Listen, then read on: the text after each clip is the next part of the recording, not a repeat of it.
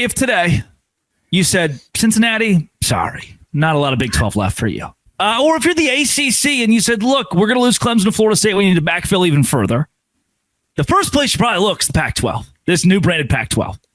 And 2 years ago, I made a very strong case. Washington State and Oregon State could be valuable members of the Big 12. Ooh, Pullman's small. Corvallis is small. No.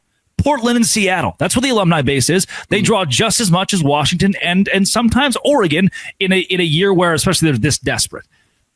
I think those two schools still have extreme value. They've proven they can stand the test of time, build their own conference, extreme value for the Big 12 because they have this D1.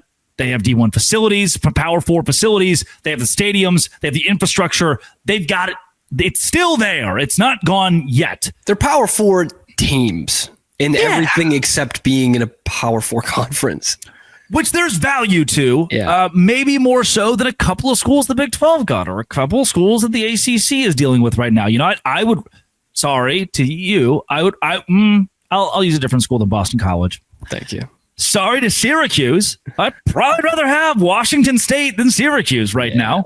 Namely, when you have Stanford and Cal over there, you can pair them with those two. That's Howie Mandel thinks would be a great fit in the Big 12.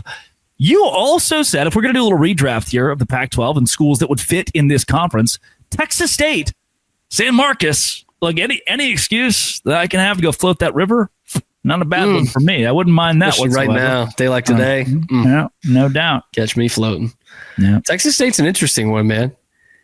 Like I'm rooting for Texas State. Like I'm in. I would love to have another power program here in Texas. We thought UTSA was going to be that a couple years ago, and they're certainly still a good program. You either die a hero or live long enough to help become the villain, Jeff Traylor. Exactly, Jeff Traylor. Hope you really like it there. You're stuck. GJ Kinney, Texas State. I'm in on them becoming something. In fact, I'm really in on the Big 12 at some point getting Texas State and not getting SMU, because I just think that's really funny. I think that's really funny. The Big 12's already better than the ACC, and they're like, we really like the Austin Metro, San Marcos, and we just bring them in and UTSA. Incarnate Word, and then SMU.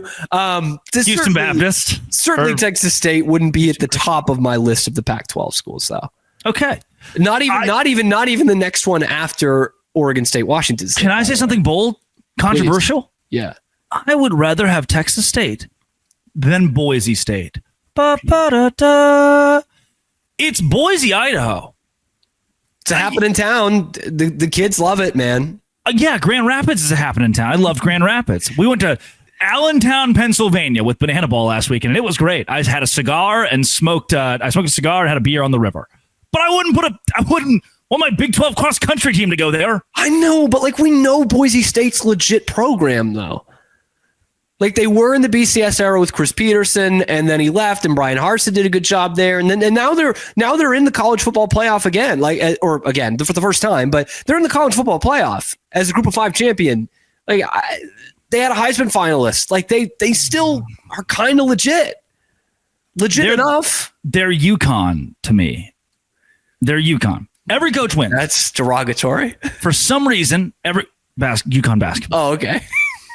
Every coach wins for UConn basketball. Gonzaga basketball, we're all like, oh, they're so valuable.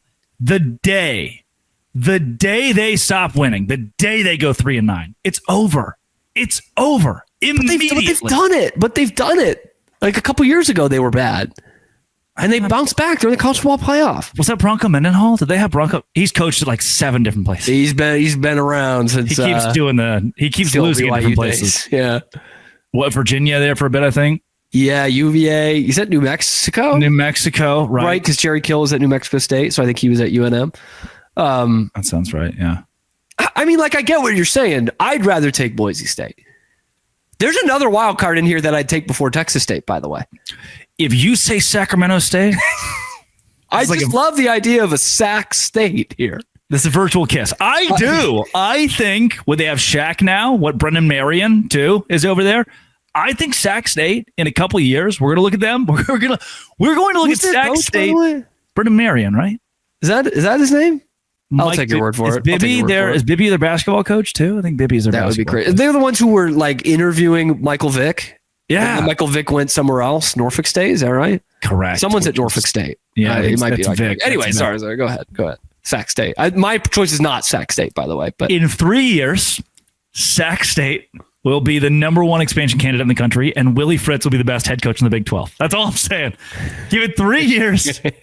Those are my bold predictions moving forward in life. I mean, the Sac State prediction's not that crazy because I think a lot of other conferences are thinking like you do about Boise State, and like Texas State certainly has that growth potential, but they're not like Sacramento is the capital of California.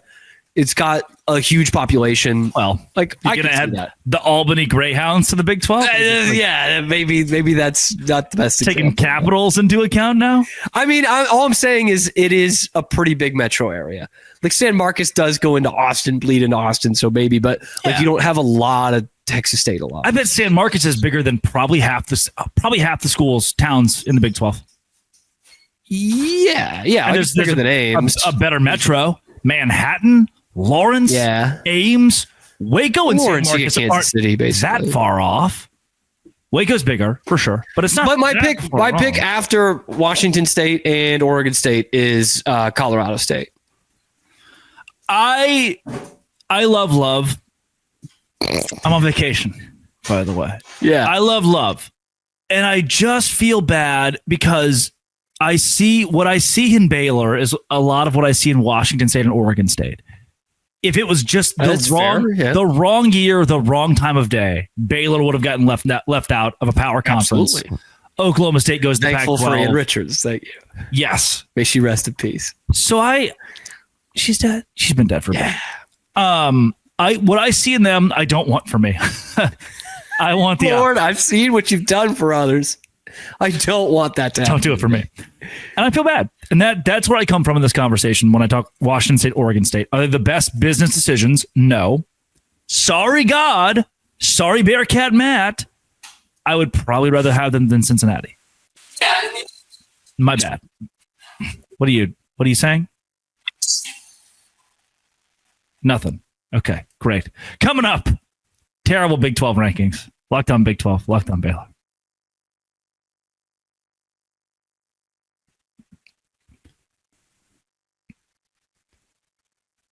Oh, crazy.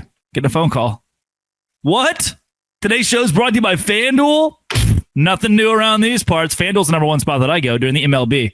To get in on the action, FanDuel makes it thrilling. Sometimes baseball's a little bit boring. You know, I'm a baseball guy, but occasionally you're like, okay, it's 8-1. But when it's 8-1 and a new reliever's come in the game, I can bet the Jose Leclerc strikeout prop. I've been using FanDuel to track my favorite matchups, and the app keeps it fresh with the new daily promotions and fun ways to bet as well. Whether I'm placing a same-game parlay or watching a bet right into the ninth inning, FanDuel makes it easy and fun. New to FanDuel, new customers can bet $5, get $150 in bonus bets if your first bet wins.